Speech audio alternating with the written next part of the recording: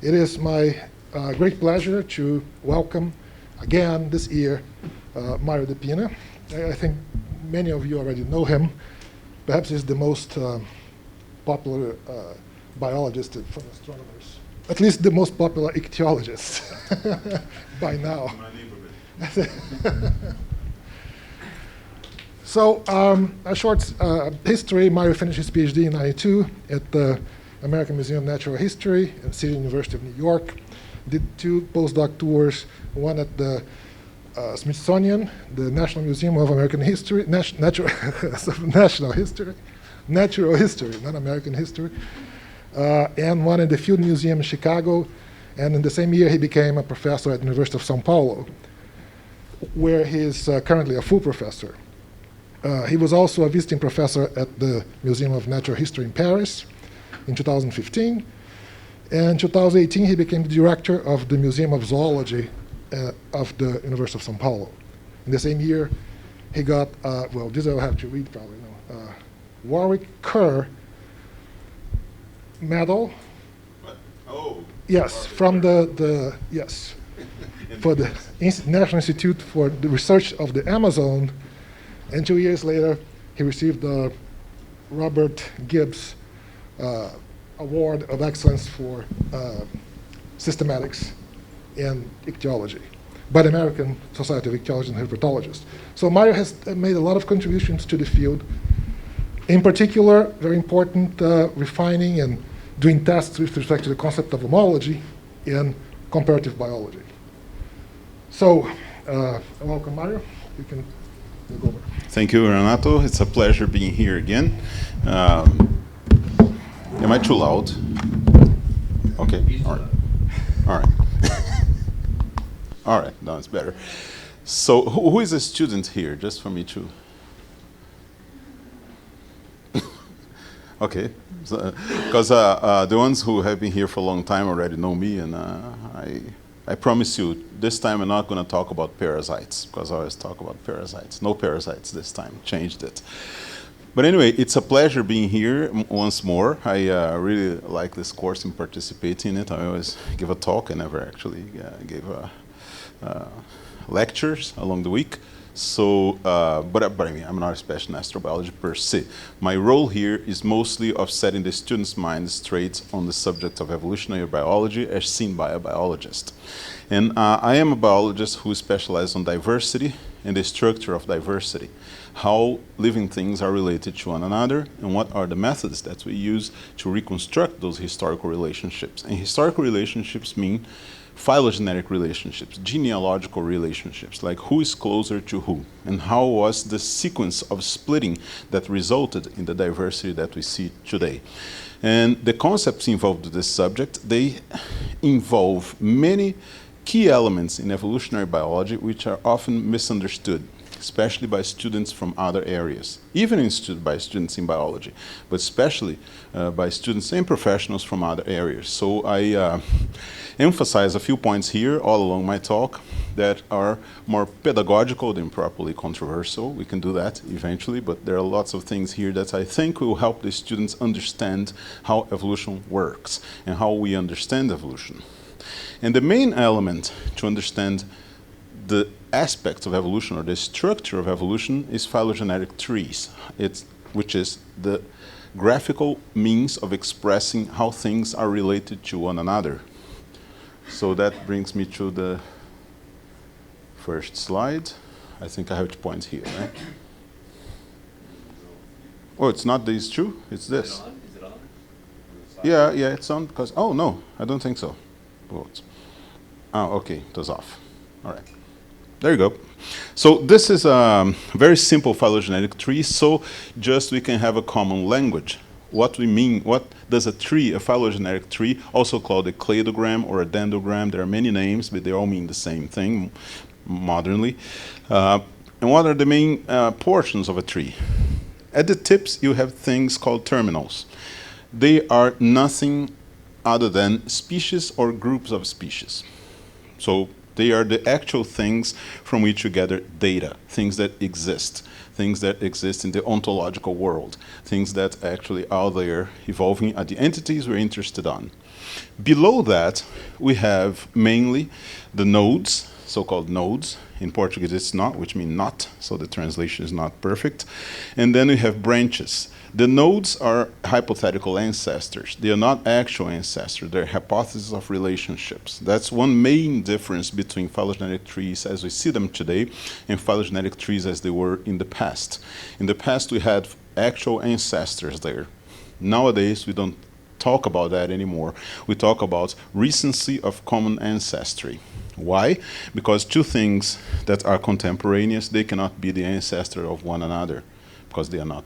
Of course, they're together, so one cannot be the ancestor. You can say that the ancestor is even identical to one of them, but it's not the one. So trees today only talk about hypothetical ancestors. And then between nodes, we have the branches. And the branches is where things happen between the nodes, where evolutionary change takes place. So we have some changes that happen in branches which are shared by other terminals, and we have branches that are terminal between an ancestor and a terminal, and these changes are exclusive to this branch. Why can't coexistent living beings one be the ancestor of the other? There are several lines of reasoning for this. The first one is purely logical. If you are together with something, this something cannot have been your ancestor. Are you a descendant of your parents? Am I a descendant of my parents? No, not as they are today. I'm a descendant of my parents as they were 57 years ago. So ever since I was born, they changed a lot too. Lots of somatic mutations and things like that. They became something different. If you want to replicate my ancestors, you have to go back, to turn the clock back and see how they were when I was conceived. It may look like a technicality, but when you go to large scales of time, it becomes very, very relevant. In fact, it was one of the major controversies when modern phylogenetic thinking came about. Your question is not like, you may think, oh, it's just a simple question, but historically, it's a very important question because it has been discussed for like 20 years until finally people understood what was happening in terms of phylogenetic trees and ancestors. So real ancestors, they don't go in phylogenetic trees. And just advancing your next question, that could be, what if you have an actual ancestor? Is that possible if you have a fossil? It could be an ancestor. You treat ancestors just like you treat any other taxon. They go to the tip. Because if they're actually the ancestor, they'll come as the sister group or the closest relative of its descendants. So you're still right.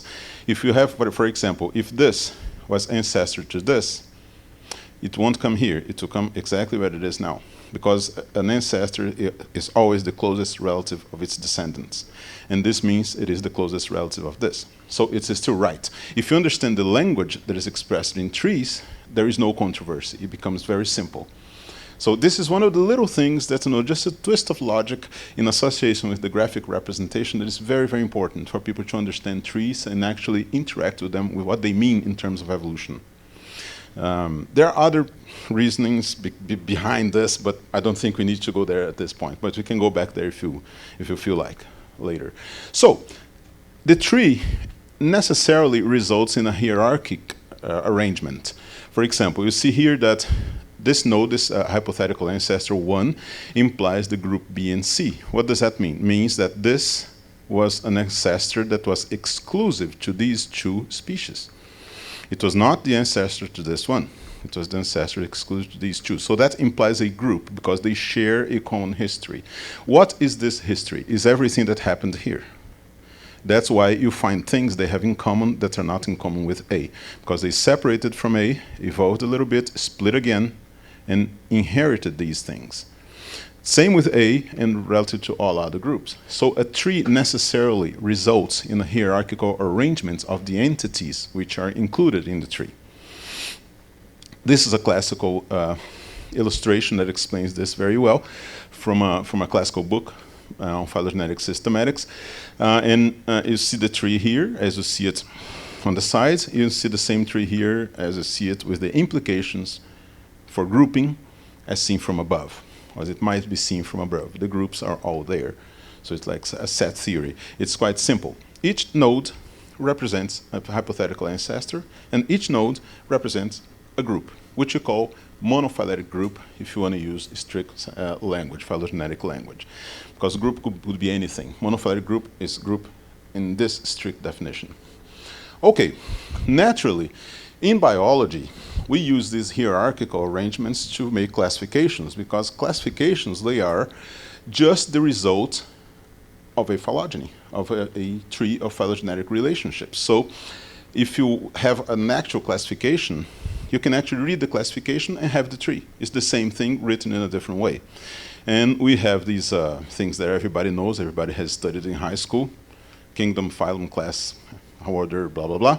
And this is kind of an ordering trick only. You don't really need all this to make a classification. But it's a very old tradition, and we keep it today because it's practical. So you can see that each node in a tree corresponds to a group, and this group can have a name or not. Not necessarily everything has a name. Okay, for example, here we have a tree, very simplified. Most trees can be telescoped into something bigger. For example, here we have sharks. Well, we have 350 species of sharks, but it's represented by a single branch. If we wanted, we could go in here and expand this infinitely. Ray-fin fishes, even more. We have almost 30,000 species of fish. Then coelacanths, we have 2 species only, and so on. And this is the tree of relationships of the groups that these examples represent. But notice that the tree is not only for the structure of the entities in there, but also for the evolution of the characteristics of these entities. For example, if this is a tree of vertebrates, we know that 4 legs, or the modification in the paired limbs that result in terrestrial appendages, happens here, because that's where they take their final configuration, or the configuration that we usually associate with this group. So we can say that it evolved there because we have a tree. That's it. If we didn't have a tree, we couldn't be sure that this was the case. Of course, this kind of strictly phylogenetic classification results in a few mismatches with old classifications. For example, most people think of reptilia or reptiles as including things like these things here: lizards, crocodiles, dinosaurs, snakes, and things like that. This group, although it has a name, it is an informal name now. That's why it's in quotation marks, because it doesn't correspond to a monophyletic group. Notice that they don't share an exclusive node. They share a node, sure, here, but it's also a node for birds. So this assemblage, we cannot call this a group, it's just an assemblage, arbitrary assemblage. Old classifications are full of that. Fish are like this, invertebrates are like this, reptilia like this. Many, many groups from older classifications do not conform to modern notions of phylogenetic relationships. So sometimes people reform the meaning of the word, and sometimes they just abandon the use of that particular group altogether and stick to the groups that correspond to the ancestors there. So this is called phylogenetic consistency. Your entities have to correspond to historical entities. And that's why we have groups. When we say we are primates, that means that we share an exclusive common ancestor with all the other things that we call primates. And then we are vertebrates. We're mammals, we're vertebrates. We're metazoans. So we go on to group larger and larger groups, and that has a direct implication on the hypothesis of relationships, or recency of common ancestry. Larry, what is the name of the monophyletic group that includes birds and reptiles, lizards? Archosauria. Archosauria. Yeah. I can go on that, but I'll leave that for the questions, because there are many interesting things to say about that.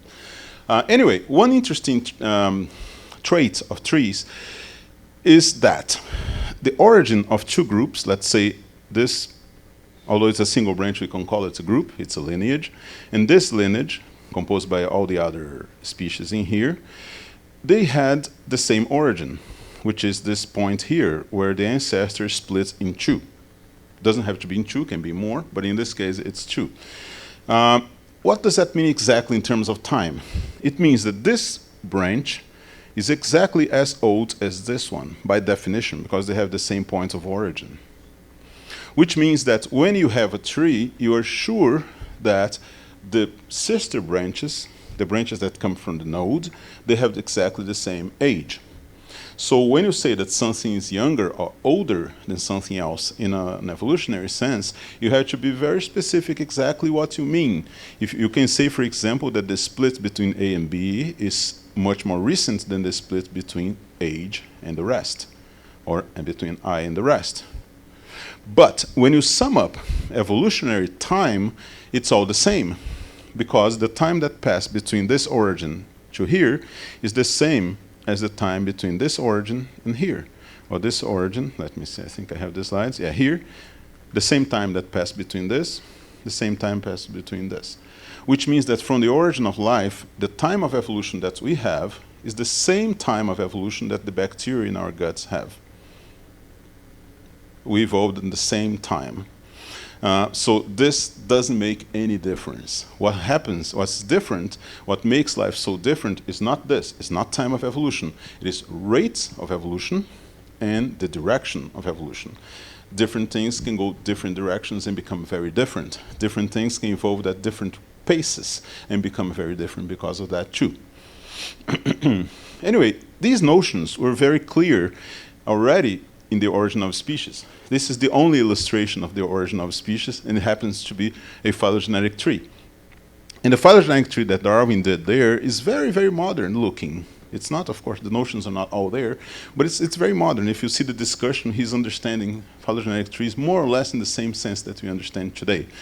Incredibly enough, it took over 100 years for this to be actually incorporated into a quantified method for reconstructing phylogenies. So today, phylogenetic trees are the stock in trade of evolutionary biology and even other sciences that depend on historical relationships. So you see this all the time. This is coming out, these trees are like super common. This is one which is particularly interesting, which is a phylogenetic tree that includes, at the time was the largest phylogenetic tree made a few years back already, which includes 2,000 terminals. You can't read it, but this says, "You are here. This is us." And you see that this is very different from those old phylogenetic trees where we were crowned at the top of a massive tree, like the pinnacle of creation. Today we understand very well that we are one more among millions of species on this planet. Each one of them, as Charlie said, with its own specific characteristics. All of them are unique. Actually, in taxonomy, we refer to these unique characteristics as autapomorphies. This has even a name, because all the species have at least one. If you look a lot, you'll find many, because it's obvious they have been evolving independently, and that's why they became different species, after all. So they have to have unique things. So we are not unique in being unique. All other species are unique. Notice that you can't read it very well, of course, but bacteria and archaea are here. In this case, archaea are still monophyletic. This is not as updated as the latest ones. And this is where it ends. Notice that the things that are closer to the root of the tree are here arranged in a circle, so that the root of the tree of life is more or less here. Why they don't specify exactly where the root is? Because we don't know exactly. We don't have many things outside of this. If we had viruses or prions, they would attach themselves to this region of the tree. That's what I think we should do, and that can be discussed later. Yeah. What did you say is the word that indicates the uniqueness that we... Autapomorphy. Auto. Autoapomorphy, or autapomorphy. Thank you. Sure. In a tree like this, of course, we have we have relationships at various levels. Here is this is like a vectorial illustration, so people can magnify as much as they want to see where their favorite group is. But the visual impact of this is exactly to show that there is nothing special about any of these species in evolutionary terms. They are all the same kind of entities, species related to some genealogical history of diversification of life. So things that are closer to the center are older. Splits that are closer to the center are older. Okay, nowadays, most of the phylogenetic relationships are made on the basis of comparisons of DNA sequences, which have become very much available in the last 20 years, very cheaply available, and this has resulted in enormous amounts of information, or comparative information, on DNA sequences of various genes or even whole genomes, as in the past 10 years has become more common. So how does one do that? That's my area of specialty, actually, reconstructing trees based on these comparisons. What we do, here you have the species, and here you have a sequence of letters which correspond to the basis of DNA of a particular gene. And they are aligned so that you have equivalent positions in all of them. So the colors here correspond to the basis, so you can more or less see the matches here. This is a program, a very used program for this kind of thing, which makes this to make it more visually appealing, because sometimes people like to take a look, even though programs do that all the time, people like to take a look and see what's happening. So with this kind of comparison is that we build trees. It may sound very simple, but in fact the complexity of this grows exponentially. For example, here we have 4 species, 2 of them with A in one position, 2 with G. Well, you can say that these with G form a group and these with A form a group. But of course, you have to infer the condition in the ancestor and conclude that G changed to A via mutation here, and this A was inherited by these 2. You could say that there are other possibilities. Yes, there are other possibilities. May seem counterintuitive, but in certain models, they are very likely. For example, this one that puts the transition between G and A in separate branches. It can happen? Yes, it can happen all the time. That's why we have models, and that's why phylogenetic reconstruction needs courses. I just came from a 2-week course on this at the Institute in Manaus, so it can get very complicated. I don't think anybody can say that they dominate phylogenetic analysis completely, the whole field today, because it's just too vast. There's so much there in terms of complexity. Most people can do it because there are programs that do whatever you want. You just need to learn how to use the programs and the simulations, but still, it can get very complicated because the models of transformation between the bases can vary a lot. They can be very simple, very simple models like this one, and then they get progressively more complicated with different probabilities and so on. And why is it so complicated? Because distance in terms of differences not necessarily mean phylogenetic distance. For example, I have 2 sequences, and then I start putting mutations in the 2 of them. Initially, let's say 1 mutation per second. Initially, you see that the difference, what's called pairwise difference between the sequences, they are just linear. More time, more difference. Why? Because the sequences are long, and we are hitting things that have never been hit before. You're changing A to a C, you're changing a T to a G, and so the difference accumulates and the distance increases as time goes by. But as mutations accumulate, they no longer become different at the same rate, because some mutations will hit for a second time in the same place. And some mutations will hit A to C, and the next one C to A. So the difference disappears, because now it's A and A again. So there are all sorts of complications that make this kind of analysis not as simple as it might be at first sight. So that the curve of differentiation by time is like this. It reaches an asymptote.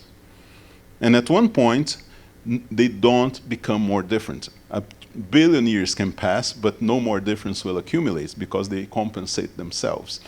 When you reach this point, you see that the sequences are saturated. So forget it. You're not going to get any more information from that phylogenetically. You have to look for a gene that evolves more slowly so you can have unsaturated sequences to compare. Okay, so that's all the business of phylogenetic reconstruction. Also, the probability of some changes is a lot bigger than others. So transitions are more likely than transversions. So you incorporate all that in these models. How you know this is right? We make simulations. And you see that some models, some models tend to reach the correct answer, and some models tend to systematically fail. Yes, there are some ways of saying, well, probably we're getting the right phylogeny by using this method or that method. It's the same kind of reasoning that leads us to conclude about values for differentiations in terms of time, molecular clocks. You can make that on basis of some fixed point. You know this is 25 million years ago, for example. And all the rest you infer from centroids related to the amount of distance between one and the other. And then you can conclude that these divergences were in such and such times, even though you have not observed that. You're inferring. Last question. So you're looking at one particular gene that is in a monophyletic. That's right. So you're looking at one gene. One gene. Yes, one gene. And then you look at another gene, and then another gene. You can look at all at the same time. The problem is some genes, they'll be very informative at the base because they evolve very slowly. Some genes, they'll be very informative at the tips because they evolve very fast. So if you use these ones to infer this, you get saturation. If you use these ones to infer this, you get non-informativeness. They don't change, so there's nothing different. So that's why you have to use more than one gene and calibrate everything accordingly. Otherwise, you can't get the right phylogeny. But then, going back to a little bit more of biology. How do these splits happen? How do species diversify? How is this process? We see a lot of misconceptions about this. Like people think that's you have a population of something, and then suddenly when someone says, "Hey, I speciated," and runs away and goes about eating ducks and never talking to his parents again. No, it's not like that. Speciation is a populational phenomenon. It only happens in populations. It doesn't happen in individuals because species are composed of populations. Populations that have some genetic continuity, and that's why they're similar. That's why species, members of a species, are similar, because they're exchanging genetic information all the time. As soon as this genetic information is interrupted by division, the two sides begin to evolve in different directions, because they begin to accumulate mutations which are not necessarily the same in both sides. So they diverge, because now they cannot interbreed anymore. So they tend to diverge and become different. And that's what happens. That's what speciation is. It's completely circumstantial. It happens because of the environment, usually. Not always, but usually it's because something split, like Africa split from South America. And the primitive species that were in the two continents suddenly could not suddenly, but over millions of years, could no longer pass from one landmass to the other. So they became isolated. So isolation is what causes speciation. Like if we stayed here, I don't know, isolated here in a cave for millions of years, only us, eventually would become a separate species, probably, if we survived that long, because we would be interbreeding between ourselves only. Yeah. To check, yeah. And then eventually it would become different from the outside species because we're isolated for so long. And this is what happens. This is so how we know that a certain goldfish pond is not a separate species? We don't. Because if it stays there long enough, it will become different, it will become a separate species. It's just that these cases are irrelevant because they're just happening all the time, and they die and they come. And it's just irrelevant for the history of diversification of a certain group that we're interested. So speciation is something that is usually circumstantial, is associated with something else. Okay, and there are many kinds of speciation. I won't go into that, but just so you know that there are many models of speciation. Some of them are sympatric, so that the isolation is actually independent of geography. There are other factors that result in isolation, genetic isolation. And the entrails of what's happening at this splitting point are can be rather intricate because you're in the area between phylogenetic analysis and population genetics. So not always the split is very clean. Sometimes you have polymorphisms here that can get fixated in different lineages in ways that are not compatible with the phylogeny. Not necessarily, because they continue polymorphic after the split, and then they get fixed in various populations. So there are complications in that too. I'm not going to get into all these details because this is unnecessary for our purposes here. But another point which is interesting, which is necessary to stress, is that phylogenetic trees are very informative according to how dense they are. If we include a lot of species, you usually have more accuracy. You have more information there about not only the new species that you included there, but also the species which were already there. For example, we can say, well, gorilla, chimp, and us. Okay, this is correct, but of course you can have a little more detail on that, including other species that will help us understand what is going on. And if we want to get really detailed, just because this is us, we can include many species between what we see, as you saw before, the chimp and the gorilla. The chimp also has another species here, which is the bonobo, which is not represented. And then between this and this, we have a lot of stuff. And that's another misconception that I would like to address now. Many people think human brain, which has been discussed now and is a very iconic thing. Human brain, oh, the miracle of the evolution of the human brain, how wonderful it is, blah, blah, blah. I mean, we have to put that in context. We didn't evolve our brain. Most of it was already inherited. Most mammals have big brains. Within mammals, primates have particularly big brains. We inherited all that. Within primates, the big apes have even bigger brains. And then we inherited like most of this and did a little more. So that explains the brain. We didn't evolve our brain. We inherited most of it. We only evolved that little bit. And even that, if you could look at all these intermediates, you would see that it was very gradual. There are many species of intermediate brain sizes and probably brain abilities as well. So when we think about the evolution of some traits, we have to look at the phylogenetic context, because it is this context which is going to give us the substrate on which that evolution occurred. We did not evolve our brain. 99% of it was inherited from other species. Many of them already extinct. We only know bones from them. And a few sometimes know a little bit more from DNA, but very little compared to recent species.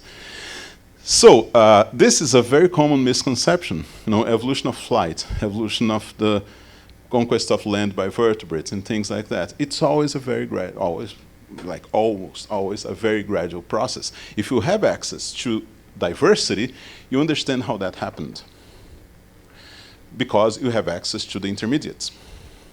So a lot of the mystery of how these things came about just vaporizes when you actually see a very clear picture with enough diversity density for you to understand what is going on. Okay, another way to know if we are right or wrong when you do phylogenetics is experimental phylogenetics. Believe it or not, some people do that with bacteriophages.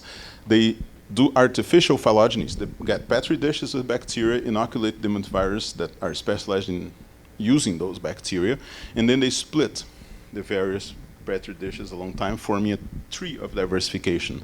And then they backtrack this by various different methods and see which one is the most efficient in recovering the phylogeny. 100% proof? No, of course not. Viruses in petri dishes are not taxa over millions of years, but it is one more window for testing whether or not our methods are actually recovering history. There are other ways. I said I wouldn't talk about parasites, but there are a few, yes. This is just in another context. These are the human lice. Okay. It's male and female. The male is the bigger one, the female is the smaller one, contrary to most invertebrates. Anyway, there has been some studies about the relationships of lice, phylogenetic relationships of lice, and some people had the idea of comparing that phylogeny with the phylogeny of their hosts, which are the big apes.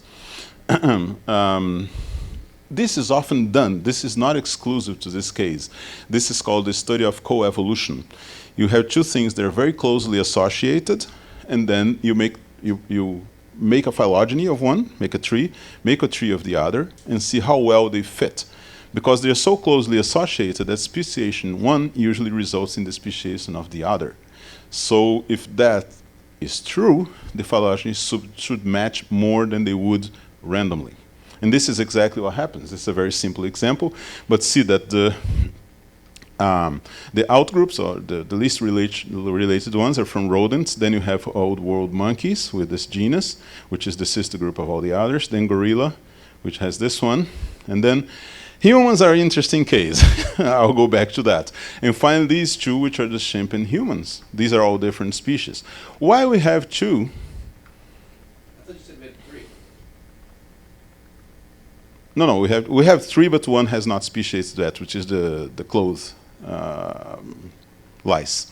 It is still, it's funny because if you molecular date this particular subspecies, actually, it matches the time of the first clothes, because they depend on clothes. Anyway, we have this. This happens all the time with parasites, because they sometimes jump from one host to the other. So the phylogenies are not necessarily completely identical. And they sometimes have these shifts and jumps, and sometimes they get extinct in certain lineages. So in this case, it was a transfer from one parasite, gorilla parasite, to the human. You can wonder how this happened, but, well, it happened. At some point, these lice jumped from one species to the other. Okay, another way of having this kind of congruence to test for the reality of phylogenies is biogeography. Because biogeography is the same as parasites and hosts, but the organisms are the parasites and the hosts are land masses. So if you do biogeography, you tend to find, or you would expect to find, similar trees for different taxa living in them. And these trees matching the time of separation of these land masses. And this is exactly what we find. There are many examples, just one here, which is from the Hawaiian Islands. Hawaii, as I understand, was formed, or is formed, by a hotspot. You know, the plate goes over the hotspot, and boom, islands come periodically as the crust passes over this hotspot, as geologists call them. And then the islands are formed. So there is a direction of movement, so that in this case, the younger ones on this side and the older ones are on this side. If you make a phylogeny of the animals or in plants that occur in these islands, you find exactly this. You find that the oldest island, retains the species which are the sister group to all the others. This one in this case. And then you have the next one, 3.7 million years, and they are the next to split. And then this one and this one are sister groups. Of course, there is also speciation within the islands because they're very big. So it can happen that too. That's why we have multiple tips in all of them. But the major branches agree with the antiquity of each island. So all these things together have only one explanation. It's because our methods are actually reflecting evolution, because it's too much coincidence to have all that. So can we trust that our reconstructions of genealogical relationships actually do what they say they do? Yeah, I would say yes, because there are too many independent evidences. There's biogeography, there's parasites, there's simulations, there's experimental phylogenetics, so all this agrees. So yeah, we are getting somewhere. No doubt there has been tremendous progress in the past 50 years on this.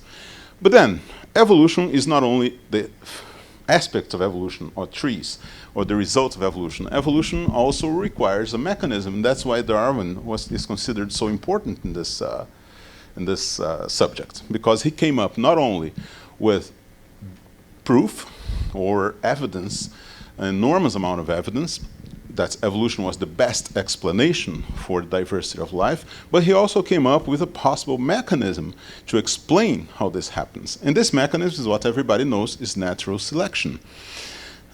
It is not the only evolutionary mechanism that is relevant, but it's certainly the most relevant in most cases. So everybody knows what natural selection is about. This is an interesting, I don't know who did this. I found this in the web, and I looked for the author. I couldn't find it, but it's absolutely brilliant because it explains everything in just one little picture. But natural selection, and this is from Darwin actually, all this reasoning, based on a few axioms or observations. Individuals in natural populations display variation. They're not all the same. We are all different. In any populations, the individuals are different. Certain individual variations are inheritable. Certain heritable variations result in differential reproductive success. And finally, differences in reproductive success due to heritable variation cause changes in the relative representation of such variations in the population. Of course, the next would be over time, the accumulation of these differences results in major differences in the structure of living beings. Okay.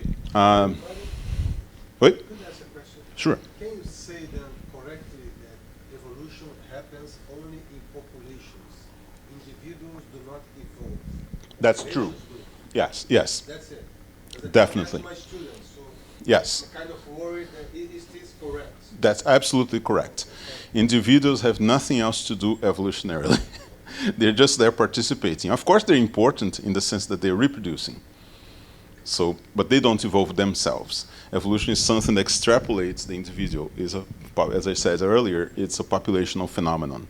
The population changes gradually. The individual has nothing to do in evolution. It's just a mechanism in there for perpetuation of certain variants. That's it. Yeah. So yes, it's absolutely right. Despite Hollywood movies, what they say, no? We're mutants. I mean, I'm a mutant now. Okay. Good luck, because if you're actually a mutant, the odds of you getting messed up are very, very large. So natural selection has many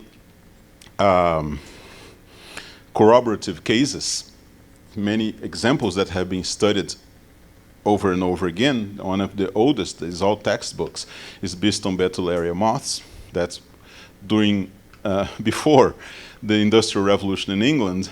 This was the form that was most common, because it had lichens and the tree trunks like that. Then came, this always existed, but it was very rare. And then came the Industrial Revolution, the tree trunks became black, no more lichens, and then suddenly this here became much more common, because now it is much more difficult to spot it in a tree, so birds didn't pick up this one that much. So when the Industrial Revolution was controlled, when the pollution was controlled, then it went back to how it used to be. Now Biston betullaria is, the black form is very rare again, because there are not enough black trunks, tree trunks for it to hide. So this is a very, very iconic example. There are many, many others. In fact, the idea of natural selection is super old, predates Darwin by millennia. There are pre-Socratic Greeks that thought about the same idea. Anaximander was one of them, yes, exactly. So it goes back a long time. Of course, it became a lot more sophisticated in recent years. I won't go into the details, but many people think, oh, natural selection is something that happens over long periods of time. No, it happens all the time. It happens in historical times. It happens in a few decades. And we have many examples of selection having results which are relevant to us and which can be quantified, sampled in a lifetime. For example, the size of the codfish. Codfish is bacalhau. And this fish has been fished for a long, long time. And for at least 200 years, massively fished. And people have realized that you have to manage somehow these fisheries so you don't lose them. So usually the trick is use a net that let the little ones pass, the young ones, so you get only the big ones. You have the next generation preserved, so you always have this fish. This is very common in fisheries biology, sorry. That's the way everybody does. You just let the little ones live so they can get big and reproduce, and so you always have your stock.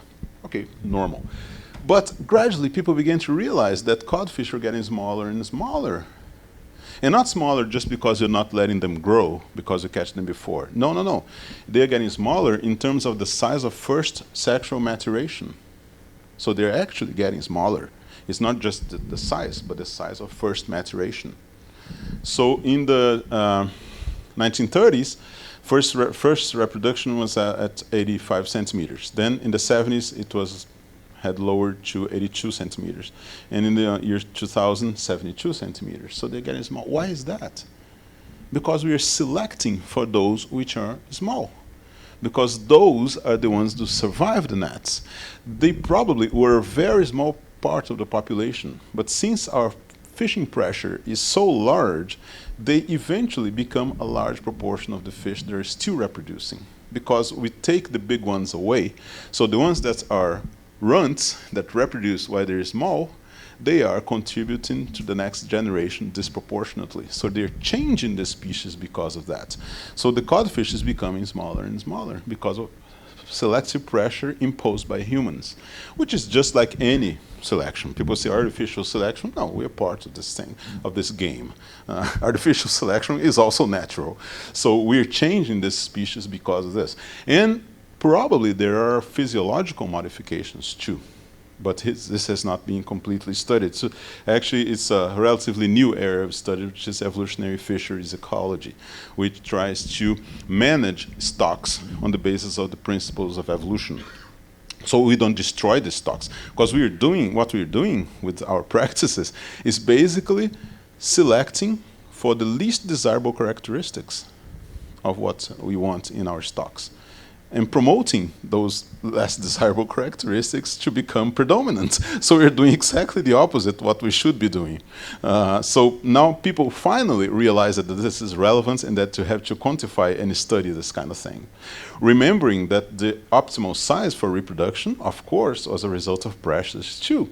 So when you have a fish that functions optimally at starting reproduction at this size, and we make it small, of course, the pressures that made it big are no longer being attended. So no wonder the stocks are not as big, because now you're basically tearing apart two selective pressures that are basically contradictory. We don't know exactly why, but we know it is. That's how it is.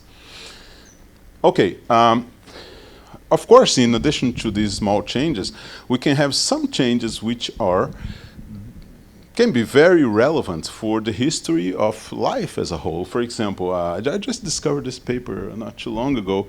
It's some people made an experiment with unicellular algae under artificial predation pressure by a unicellular organism, a paramecium. It was an algae, Chlamydomonas, and they, after 750 generations of strong selective pressure by paramecia, they induced the formation of multicellularity in this algae, which is usually solitary. It's usually just one cell at a time. And this tendency to form these globules of algae is inheritable, so that they start reproducing and they immediately split and no longer the cells go away, they stick together. So maybe this is an indication that the evolution of multicellularity might have been caused by pressure, because the predator in this case is unicellular too. It's just bigger. It filters algae. So when they're a little bigger, it can filter it. So that's how the pressure, the selective pressure, was applied. So yeah, selection definitely has a very strong role in the evolution of life, no doubt about it. And of course, being so creative, it wasn't long before people used the evolutionary principles to use for other things. For example, genetic programming or Darwinian programming, which is a kind of programming that uses evolutionarily inspirated things in artificial environments to have programs basically refine themselves in an environment that selects them under some mutation rate. So you have a program initially, and then you want this program to do something, but it's doing it in a very crude form. Then you form an environment that will select variations of this program according to their performance in undertaking some task. But you have mutations happening in the program. So you multiply that in a virtual environment, millions and millions of times, billions of times, and eventually you have a program that is perfect and efficient at doing what you want to do, but nobody knows how they got there, because it happened by natural processes. So this is very interesting. If you see the names here, they look like they're from a biology book. One individual based on fitness, two individuals based on fitness, perform crossover, perform mutation. They have analogies for all these things that are actually, of course, all of them in an artificial virtual environment, where it works very well. Huh? Very first question. The experiment with the algae, I'm assuming there was no evidence of cell differentiation. Oh yeah, there was no evidence for cell differentiation in there. Are they actually continuing to see if that appears at some point? I don't know if the experiment is continuing. I'm not sure. I know that there is no cell differentiation yet. So they just stick together. That's it. But this involves different mechanisms in the cell membrane that actually have to. It's not just that they're there by chance. They actually are developing links or the bonds between the cell walls. They are getting stronger and more numerous. And they're actually sticking together. And this is like after 750 generations. So it takes a while, but 750 generations for these things, not that much. They're fast. The generation time there is very, it's easy. It's not, you don't have to wait years to do that. It's like the virus in artificial phylogenetics. Okay, just another example which I like, because it sometimes shows that's how things mimic one another. This has been a mathematical problem for some years. It's called monostatic object. It is an object that no matter which position you leave it, it will always come to the same position. And it has to be uniform. Cannot be like one of those dolls that's that are heavier in the bottom. No, it has to be uniform density. So this occupied mathematicians for a long time. And these two guys, Hungarian, the mathematicians, finally came up with a solution, which they called the Gombach. And this is the Gombach. And this is how, I don't know if that's going to work. Probably not. I had a little movie here about the Gombach. Oh, here it is. Maybe it works. Okay, there you go. You let it go any position you want, and then it finds its way. Okay, there it goes. Now it's going to oscillate until it reaches equilibrium. Gombach. How do you spell it? G-O-M.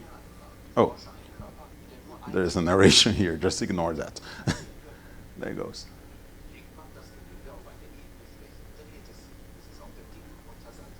Amazingly, that was a big problem in mathematics. And these guys were like agonized over it for years until they finally came up with a solution. But once they did it, they said, oh, this is everywhere in nature. Those similar shapes. See, these things that usually have a shell, they have Gombach-like surfaces. Even this protuberance here is here in beetles. Things that actually have to turn themselves, not to die with the legs up. So turtles have some Gombach-like properties, and beetles too. So they said these words are from the mathematicians themselves. We discovered it with mathematics, but evolution got there first. So as soon as they saw the Gombach, they said, we've seen this elsewhere. And then the beetles and the turtles, all that came to mind. Of course, natural selection works at all levels. This is simply one kinetic protein carrying a vesicle inside the cell. And when we see it in slow motion, it gets very impressive. It's almost like the protein is alive. Of course, there's lots of ATPs coming in and out of here. This is not completely realistic, but that's more or less what it does. When you think about natural selection, we are always thinking about the organism and something that somehow is the object of some attention, but natural selection occurs at all levels at the same time. So it is happening and perfecting deep water fish while we are here. They're there, it's happening, and it's not something that has any privileged position in the biosphere. You just have all these things happen permanently for millions and millions of years, and that explains the perfection and the diversity that you see in life. It's not something that depends on anyone or us or an observer. It's just happening all the time.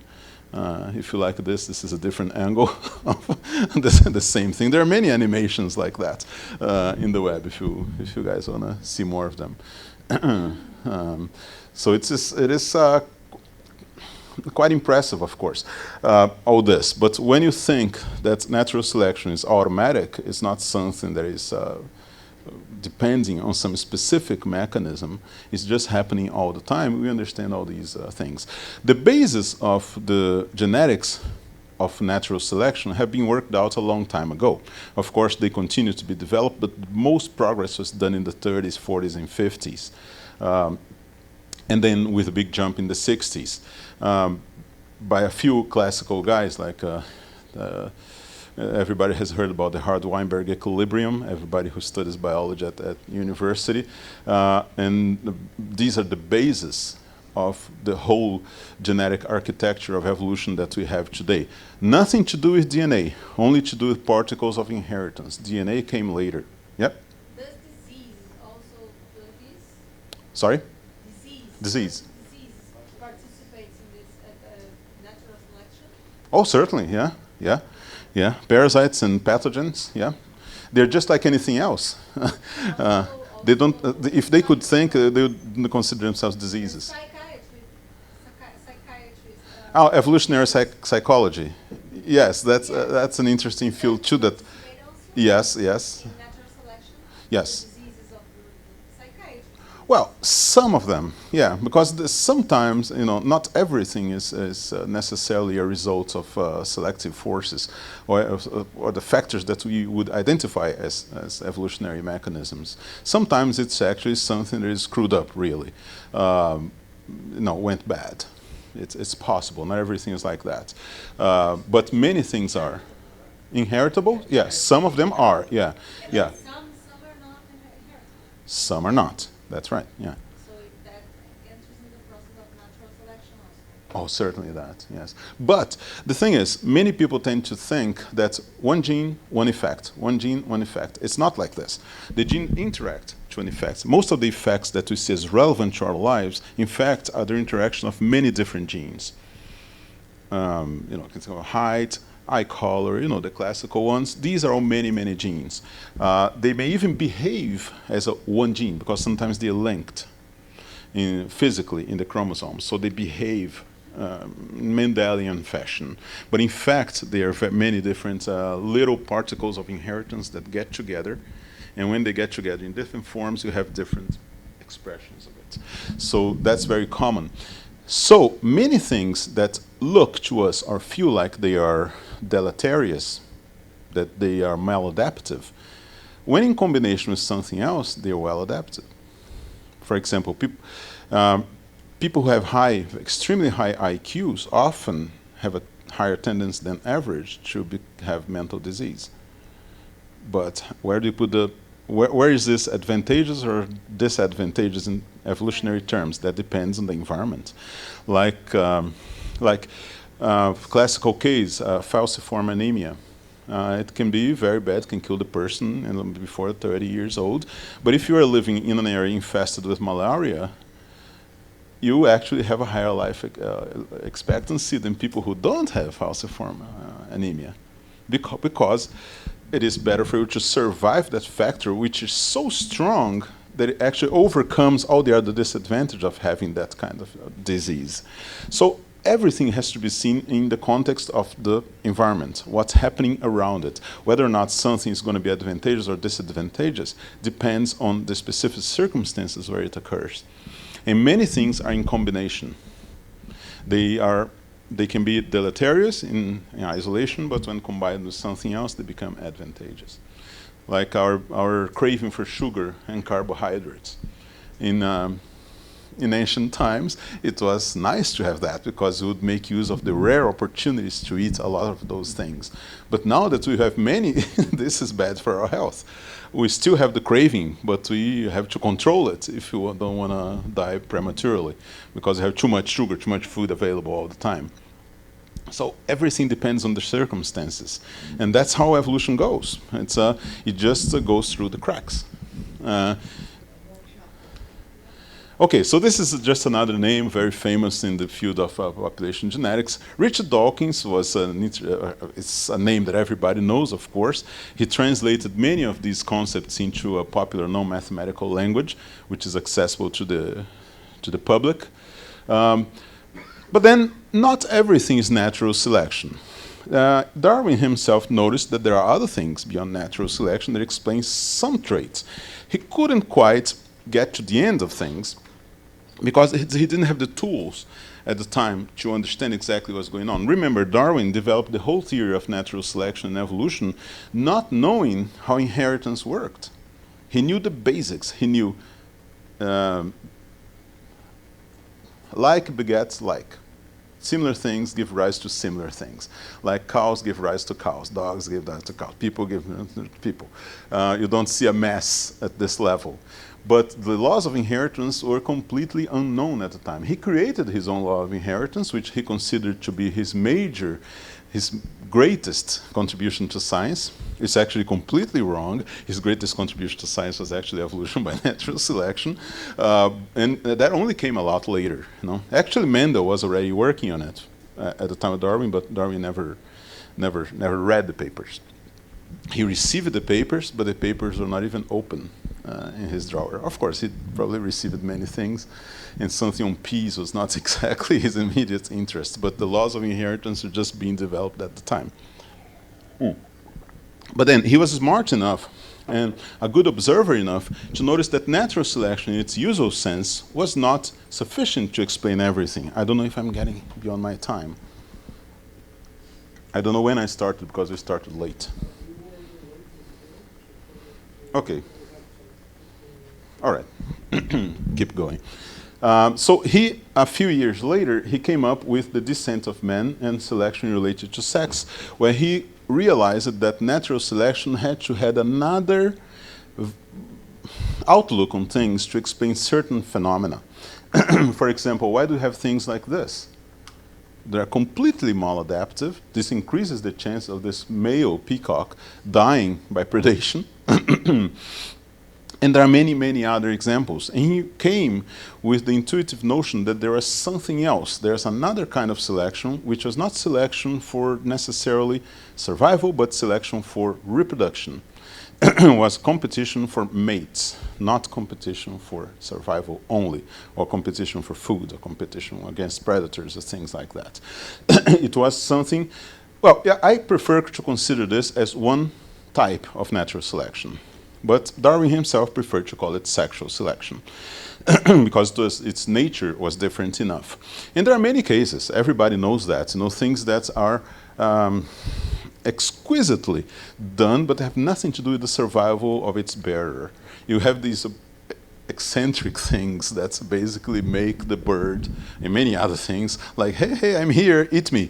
So how come natural selection has favored this kind of thing? So Darwin came up with the idea of sexual selection, because things are not fighting only to survive in an environment, they're also fighting for mates. And sometimes mates can be attracted by things which are not favorable to your own survival. And these two forces explain a lot of things that we see in the living world. There are many cases, not only in an aspect, but also in behavior. People later came up with the idea, I don't expect you guys to read all this, but came up with the idea that sometimes we have runaway sexual selection that results in things that are absolutely absurd in terms of the degree to which they developed. It is called runaway natural selection. Why? Because not only a trait in one sex is being selected, but the taste of the other sex for that trait is also being selected. So the two things go on a race that result. Where is this going to end? When it becomes so maladaptive that natural selection just ends it, because you can't get any bigger than that. You're going to die for other factors, physiological or predation or whatever. So runaway sexual selection explains a lot of what happens in many lineages, because things just compete for mates in a way that goes against their own survival. Of course, eventually, as I said, you reach an equilibrium, and that's what we see. An equilibrium between being able to survive and at the same time attracting your mates in competition with the other ones from your own sex. Some years ago, this guy came with the idea that this explains the somewhat absurd development of the human brain. He came up with the idea that the particular increase in size of the human brain was related to sexual selection more than natural selection, classical natural selection. That we're actually competing for mates because of the things that our brains can do, including things like poetry, like music, like memory, like tradition, like ability to do things that are not necessarily adaptive, but they attract the other sex. And of course, in order for one sex to do one thing, the other one has to be able to appreciate that. So the two brains actually evolved in tandem. One to make things, and the other to appreciate those things and interact with them. It's an interesting idea. It's not quantified. Actually, having these things quantified is quite complicated, but it's a nice idea. I like this book. I had a lot of fun with it. And it explains... Polyamorous, Jeffrey Miller. Oh, really? Okay, so he's applying his own... No, actually not. Polyamorous. Okay, what is polyamorous, actually? Exactly. It's a relationship in which you can have sex with whoever you want. Oh, okay. Oh, basically college student level kind of thing. Okay. All right. So that explains a lot. I want to go into the details because they don't have that much time. But I always think that it's very pedagogical to show diversity, to show what life actually does, especially when it comes to sex. For example, I'm an ichthyologist, so this is some of my favorite examples are from fish, not all of them. But for example, for some deep water fish, this is the male. Yeah, this little thing is the male. It attaches to the female and never leaves, just stays there as a parasite. Because these things live in such vast nothingness, like a kilometer below the surface and several kilometers above the bottom. There's nothing beyond their own surfaces, and the densities are super, super low. The odds of these things meeting for mating are like once in a lifetime. So when the male finds a female, it grabs her and never lets go. Stays the rest of his life, becomes a testicle, basically.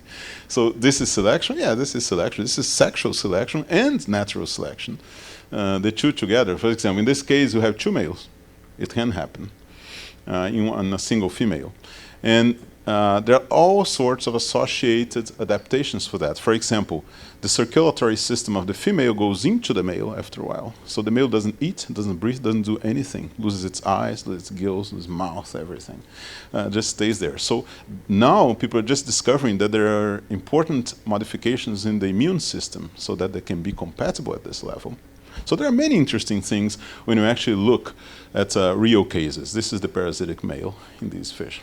But there are many other weird cases. This is schistosoma. I've had these inside me after an expedition to West Africa once. What happens here is a little different. The male grabs the female, and female lives inside this rage for the rest of her life. So they continue doing sex, but it's like a very strong case of monogamy. They'll never leave one another. They just become attached like one organism.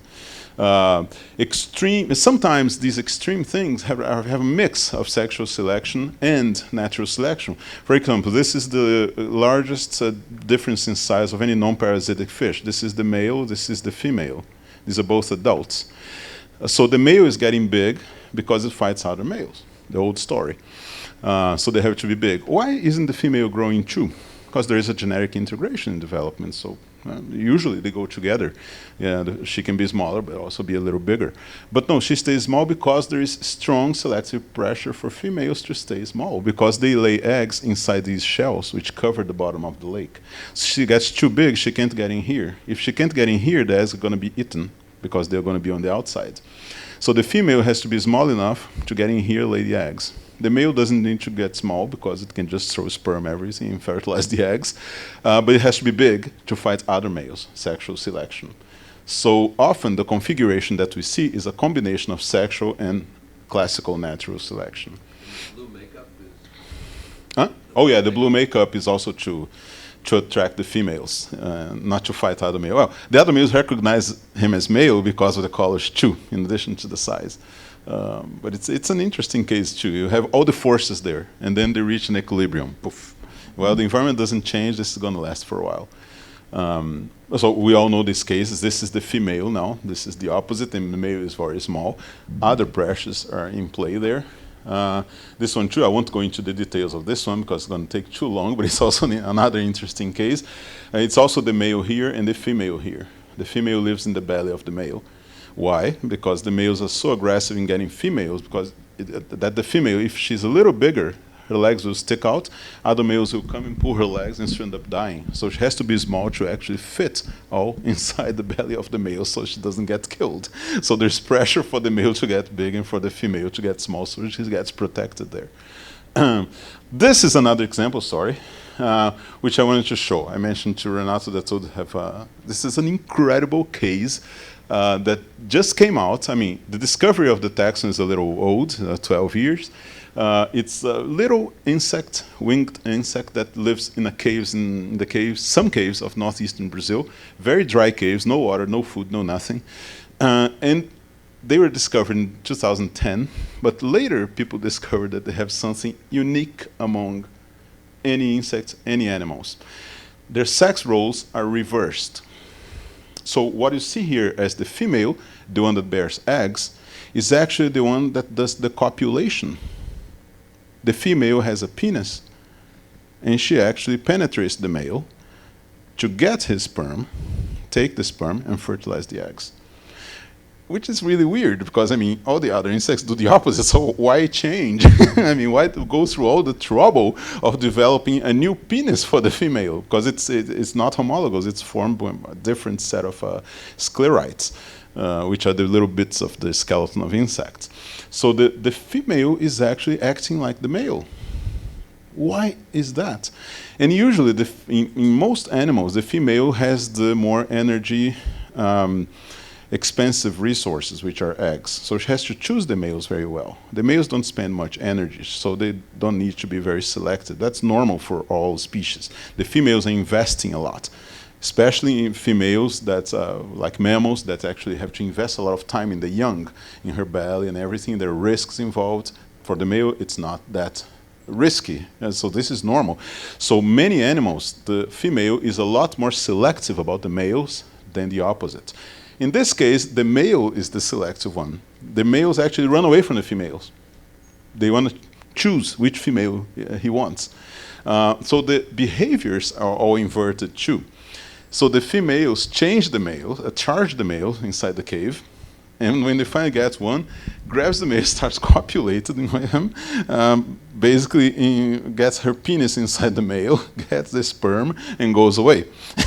Why is that? They finally discovered why. Because the sperm in these animals is a nutritional resource.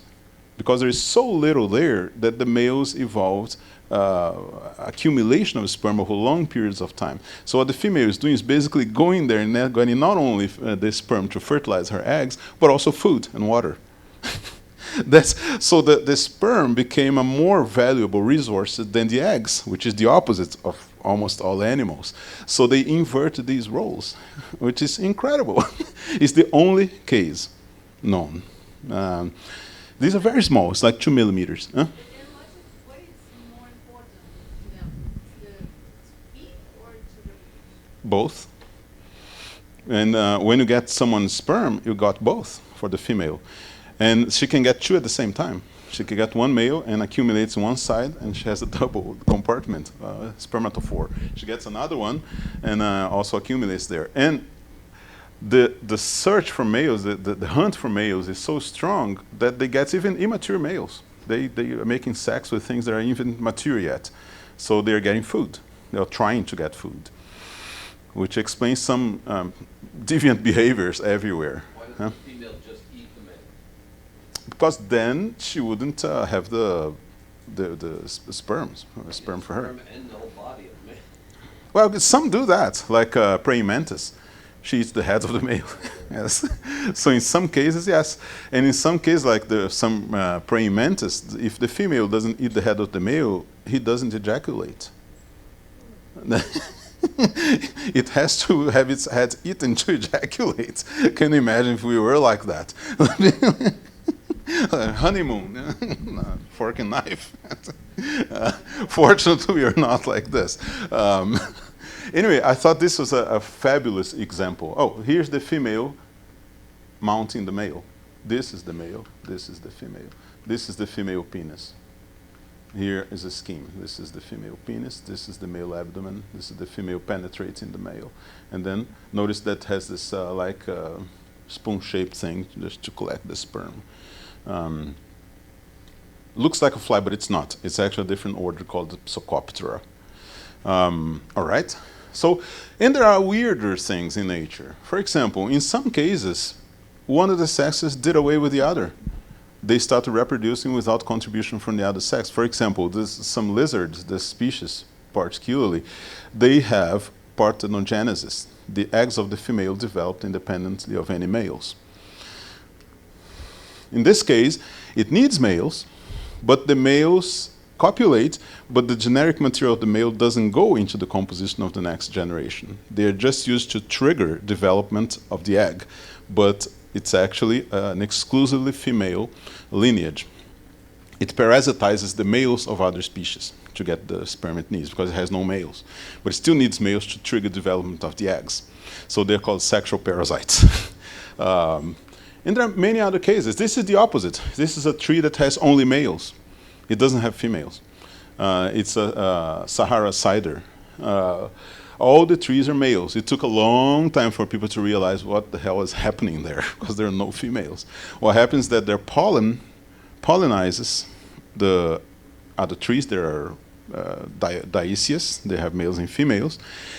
But then, once they get inside the ovule, they hijack the genetic material of the female and compose a new genome just with the male. And so the seeds are exclusively male and a clone of the father. They have no genetic input from the female. So there are the two things. This happens in some other cases too. It's not, androgenesis is not as common as parthenogenesis, but it's also more difficult to detect, so people don't know exactly the proportions there. In some cases, you have all kinds of oddities, like these land snails. They have exclusively homosexual sex because they're hermaphrodites, but they're not simultaneous hermaphrodites. They're first males, and then they become females. So while they're males, they have sex. So this sends sperm to this, and this sends sperm to this one. After they have their spermatophores full of sperm from his partner, then they go away and become females. Once females, they use that sperm to fertilize their eggs. So when they're females, there is no sex. They only make sex when they're males. They're both males. And if they run out of sperm, they become males again and mate with another male again to get more sperm from another one. So there are all kinds of weird things. There are weirder things in terms of sex. All this mediated by sexual selection and natural selection. For example, we're used to having two sexes. Well, some ciliates have 5, 7, 10, or a maximum of 100 different sexes. Why is that? Well, think in a population in which you have a sex ratio of 50%, there's a 50% chance of me not being able to do sex with someone I meet. In this case, the chance is just 1%. 99% of the encounters result in sex because there are 100 different kinds of sexes. So it is advantageous in their particular circumstances. All these lineages that have very specific modes of sex, like parthenogenesis, androgenesis, usually they are not very diversified. They have one species that don't live too long, But this is an exception. This is Deloid rotifers. And they are a large clade, diversified, with 60 million years old records, successful in every respect we can evaluate ecologically, and they don't have a single instance of sex. They're entirely parthenogenetic. There are no males there. What happened? Well, of course, this is the cladogram for Deloid rotifers. There is even a history, which shouldn't be the case in things like that. But anyway, finally it was discovered that they do sex with the environment. They take molecules and bits of DNA from the environment, incorporate in their own DNA, make a new DNA with variation for the next generation. So they are making sex, but you never see sex because they're doing sex with the water all the time. Sex, of course, in biological terms. Anyway, I told you that these things sometimes take a long time to be mathematically formalized. And one of the formalizations which was most important in the second half of this 20th century was done by this guy, Hamilton. Some people say he was the most important evolutionist since Darwin. Maybe he came with the idea of kin selection, which is selection which is not done by the individual, but the relatives of the individual.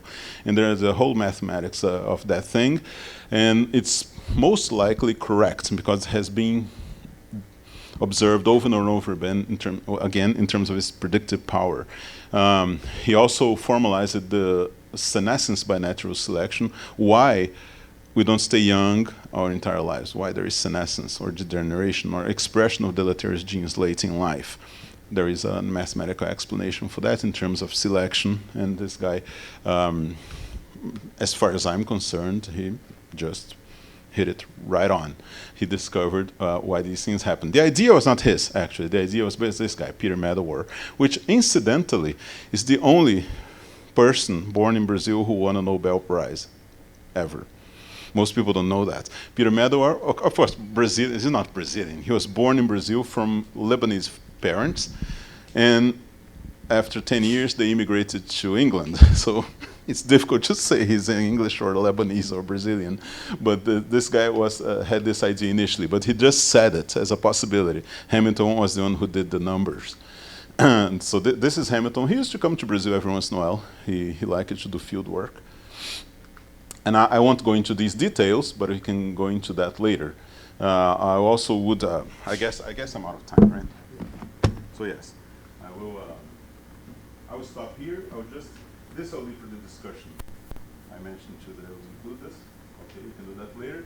And I will leave you guys with this. This is a Lamarckian tree, which is evolutionary, but not as we think about it. So I'll leave it there so you guys can take a look and think about it and how it differs from Darwinian evolution. It's very self-evident, although it takes a little mind twisting to understand exactly what he means. It's very different, but it could be true. It could be true. It isn't, but it could be. All right, thank you very much, and I'm ready to answer any questions.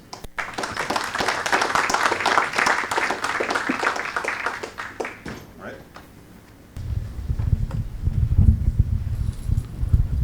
There are many studies that are pointing that the semen concentration in men are dropping everywhere in the world. Semen concentration. Are dropping everywhere. Is this evolution in action in response to our 8 billion people? Is it a pure response to ambient environmental stress like pollution, or both? I think it can be both. Yes. Yes, because, I mean, this may sound a little weird, but people who wouldn't reproduce 100 years ago now can reproduce easily because you can have assisted, how do you say assisted in English? Assisted conception, assisted artificial situations and so on. If there is an inheritable component for these things, of course it's being increased in the population. We have, this is unavoidable. If we have something that before resulted in non-reproduction and now results in reproduction, of course the frequency of that's going to increase in population. So it can be both, yes. Yes, this is something that is not very considered very popular today. It's politically incorrect to think along these terms because it reminds one of eugenics. But it is eugenics in itself, decoupled of its political implications. Of course it is true. If you kill everybody who is over 6 feet tall, next generation is going to be shorter, or the opposite. There is some inheritable element in these things that can be maximized or minimized. And this is nothing but selection, or good old selection in action. So yes, we're doing a lot of things, but of course this is all natural too. Everything we do is natural. So if things change, this will change too. But I don't know. I don't know enough to tell you how much of this is environmental because of toxins or whatever, pollutants, and how much of this might be. I don't think anybody knows, to tell you the truth. There is speculation. But I think the time is too short for us to be sure. Yeah, several times in your talk you mentioned the male does this, the female does that, and I was curious, I know that we have X and Y chromosomes that determine our biological sex in many ways, and then I think some reptiles have like R and S and W, and there are other chromosomes responsible, and sometimes they can change depending on the temperature. But you didn't seem to, you seem to say, oh, the male is doing this and the female is doing that. Yeah. What were your assignments of male-female based on? Were they particular chromosomes that? No. Just the female bears the eggs and the males bear the sperm. The more numerous, the smaller one is male, and the bigger ones in smaller numbers is female. But in paramecium, for example, you had like 26 types or 100 types of sex. I mean, yeah, there's no male and female there. Yeah, there is no male female there. No. When there's three, you call one male, female, and then No, it's just different sexes. This is it. They exchange genetic material, and this is it. And every once in a while, they'll meet one. I can't exchange genetic material with this one, but this will be 1 in 100 because they have 100 different sexes. So this is how it goes. Now, the mechanics of that, why so many sexes, in addition to what I already said, I don't know if there are physiological differences, because the difference between sexes is basically due to ecological adaptations. Like crocodilians, for example, they have no genetic differentiation between males and females, but the males and females are as different as in any other tetrapod. They are different. What happens is it's all epigenetic. Males, the eggs that were in higher temperature become males and lower temperature females. And then that triggers a cascade of modifications that results in males and females as in any other species, although genetically they are identical. How about amphibians? Amphibians, no, it's genetically determined. I don't know for all amphibians, because I mean, when you say amphibians, it's And a the fish large that you group. study? Now, in fishes, there are many different cases. In fishes, there are even cases where you have females and males alternating. Something is born as a female, and at a certain point becomes a male, and in certain circumstances becomes female again. All right. Like in some groupers, you can have a group of females with one male. The male is dominant. Now, when you say, usual but you're using the stuff. word male and female, that's because they have what? Eggs versus sperm. So not Nothing chromosomes. to do genetics, because the Nothing. genetic basis varies too much. Yeah. And so it's epigenetic then? If it In says, some if it cases. bears In some eggs then cases. and it doesn't have genes, then Oh it yeah, must say. it's the effect, yes. The genetic basis varies very much from animal to animal, so it's very difficult to know. If we put any other definition, it's going to be broken somewhere, even in cases where there's no difference, genetic difference. So yes, the female is the one that bears the eggs, and the male the one that bears the sperm. And there's one thing that had sex with water, you said. Yeah, there were rotifers. Rotifers. Now, Yeah. these rotifers that are having sex with water, are they male or female? No, they're all female. They're all female. Oh, well, they all lay eggs. Let's put it this way. And the water is Yes. the male. Okay, if you want to put it this way. Okay, one more question. We're very late. So if The students are not asking questions. They're shy. Okay, there's one there. Oh, okay. They'll be beaten up to death if they ask a question. I've heard recently that some biologists don't agree to the terminology fish. Do Oh, you yeah. know if that is true? Yeah, And that's why? true. That's true, yes. Because it's like reptiles. For example, the formal classification, Osteichthyans, that means bony fish. And everybody knows what a bony fish is. But nowadays, we are Osteichthyans too, because we are part of this group. What happens is that most of the evolution of vertebrates was in the water. Agnatans, all in the water. Elasmobranchs, the cartilaginous fish, all in the water. The fossils, all in the water. You know, they are all over the place in the basal evolution of vertebrates. Then water, dipnoids, Sarcopterygians, everybody in the water, fish-like. Suddenly, you have this one lineage that decided to invade the land, and then diversified like mad, which is the tetrapods. But they came from an ancestor, which was also the ancestor of other Osteichthyans, which are fish-like. The coelacanth is fish-like and is closer to us than it is to a salmon. So it is actually related to terrestrial animals, vertebrates. So yeah, fish refers to a group which is, as it is called, paraphyletic. It's not a monophyletic group. They don't share an exclusive common ancestor. They share a common ancestor, but it's also the ancestor of tetrapods. So you're right, fish do not exist. Yeah, that's the catchphrase. No, fish don't exist. There's even a book which is called Fish Don't Exist, which is a very nice book. Yeah. Or the alternative, we are fish. We are fish, yeah. We are Osteichthyans, yeah. That's what happened in formal classification. Osteichthyans now include us, yeah. There's nothing but fish. Nothing but fish? No. Not quite, because there are fish-like things which are not Osteichthyans, like sharks. Or they used to be called fish, but they are no longer called fish. Yeah. Agnatans, lampreys, and things like that, they're also fish-like, but they're not Osteichthyans. So it's almost like you said, but there are these things at the base which spoil the absolute equivalence.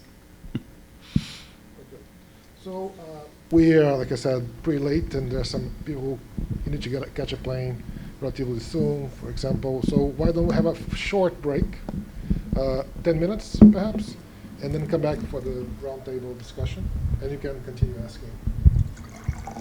Swim out to the hall. Swim out and get your coffee. That's right. There's That's as you coffee can. break? Yes. There is coffee break. I'm a service though.